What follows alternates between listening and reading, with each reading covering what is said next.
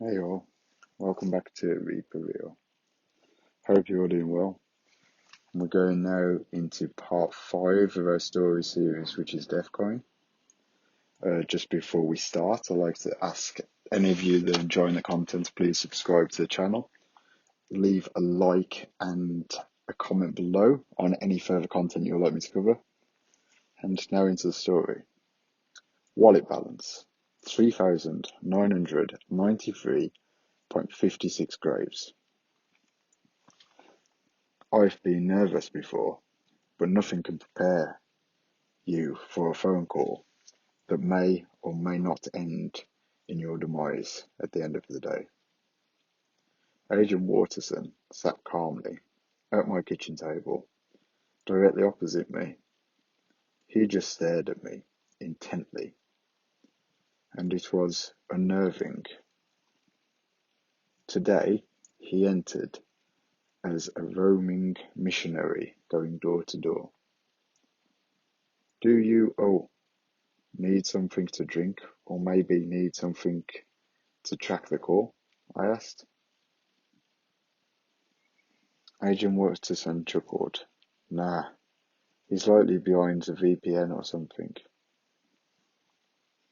I saw a little device that Agent Watterson had placed down the first time he came over. The object was flashing red, knocking my phone signal out. Agent Watterson reached for the device. Ready? I took a deep breath and gave a nod. Agent Watterson pressed a button on the device, and now the device's little LED flashed green. I checked my phone, and sure enough, my signal was back. At a glance at the card that Lawrence had given me and dialed the number, it rang once, twice, 3 times. What if no one answered, and I brought Agent Watson here for nothing? A fourth ring. Would Agent Watson be pissed off at me, or just move on? Ring number 5. I was already starting to panic. The phone rang for a 6th time. When does this guy's voicemail kick in? Before the 7th ring had completely finished, in fact about 2/3 of the way, the line picked up. Speak was the only word that came through. Huh? I was given this number by Lawrence, I explained. I don't know anybody named Lawrence, the voice said harshly. In the background, I could hear seagulls. I cleared my throat. Big Dig Energy 48 told me to call you. Said he vetted me. And you are? The voice asked. I gave the game now. Love and Deathcoin, I answered. All right, Lovin, he said, chuckling. Shocked to hear from you. Thought you'd curl up in a corner and died. Not exactly, I said, not really knowing why I said it exactly. Not yet, indeed, the voice said. Just call me Mod. Let's take things real slow, okay?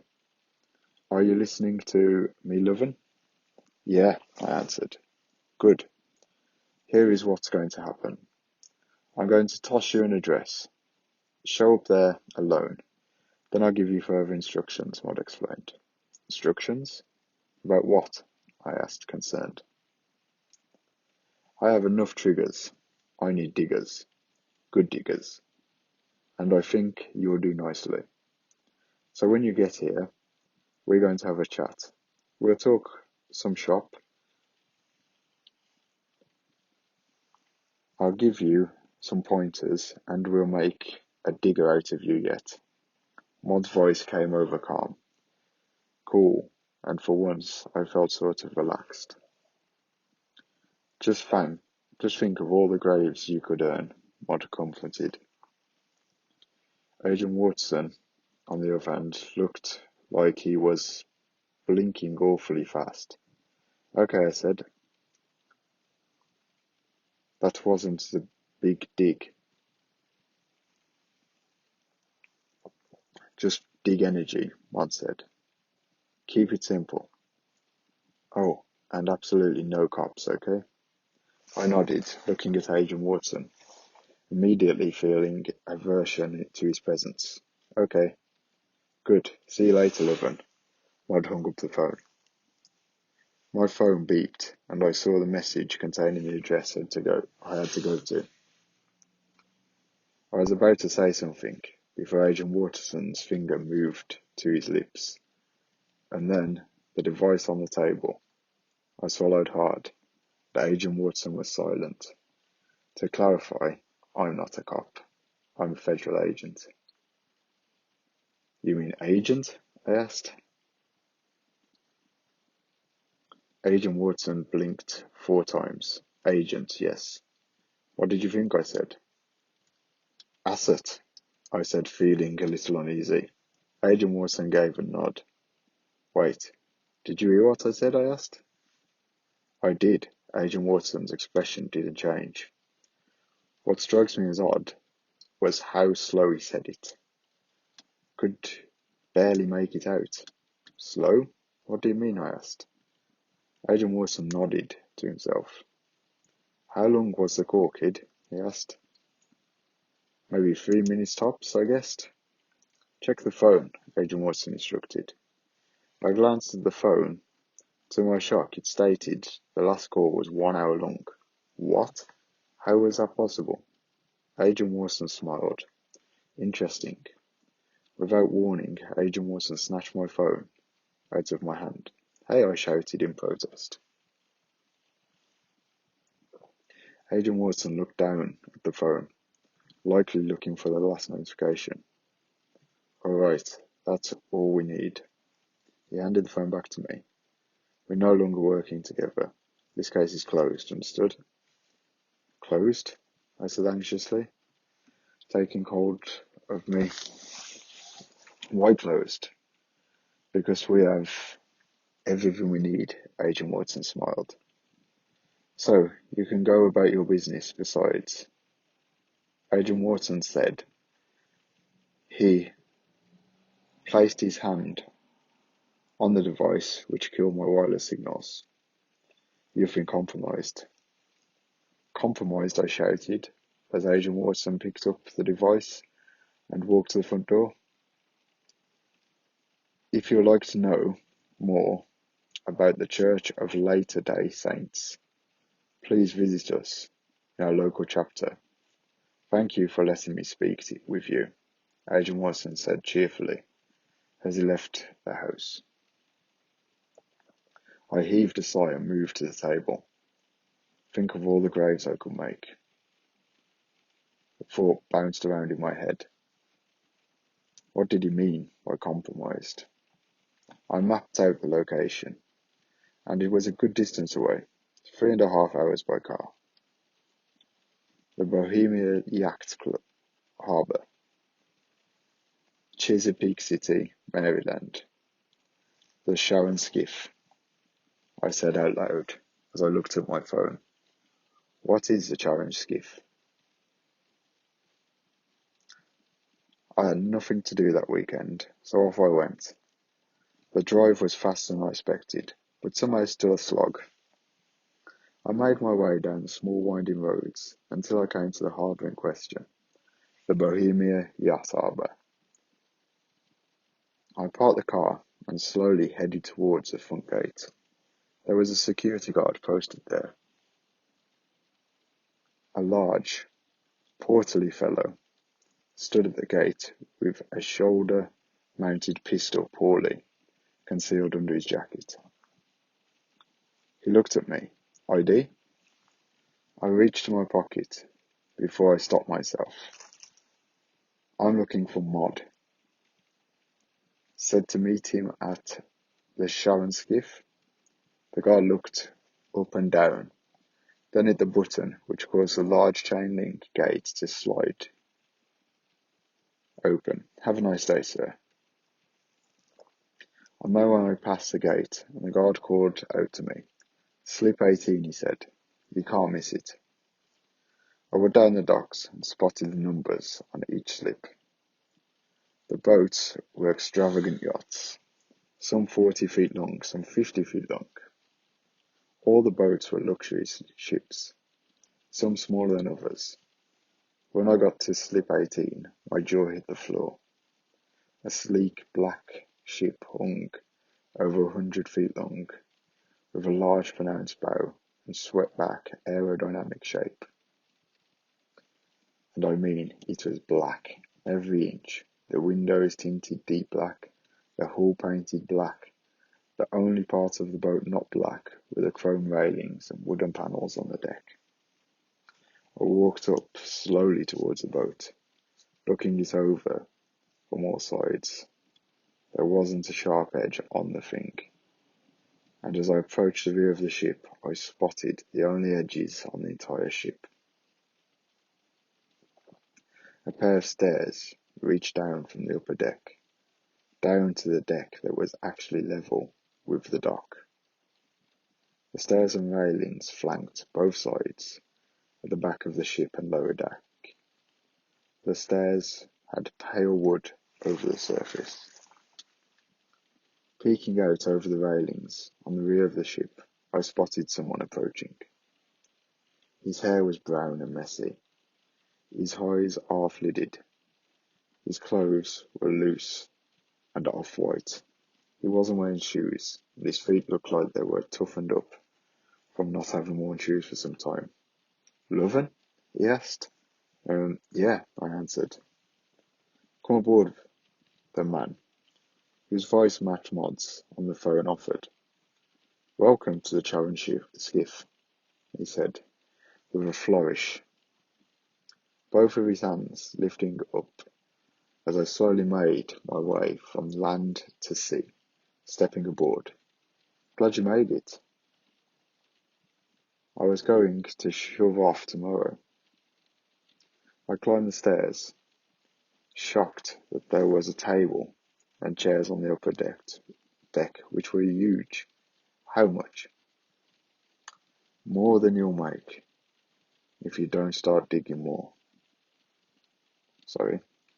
"More than you'll make if you don't start digging more," Maud said, a smile coming over his otherwise lazy face. "Mangusta 108 yacht, custom made, fast, affluent, perfect for the Deathcoin brand." He walked past the deck and opened a sliding glass door, and my eyes went wide. The interior was decked out in onyx and silver trim, inside with a full bar, a large screen TV showing a number of graphs and live updates on market trends, and an oval table littered with several laptops. "Come on, it's hot out," Maud said, lending me to sit at the table. I took my seat on a plush leather chair, looking around at the modern, opulent, appointed room in shock and awe. "So, did you get cold feet or something?" Maud said, bending over to type a few keys on the laptop before moving to another laptop to do the same. "What?" No, my head felt a bit fuzzy. I even felt a little dizzy as Maud spoke. "Tired." "Try to go the trigger route, thinking you'd have less guilt? Is that it? The guilt?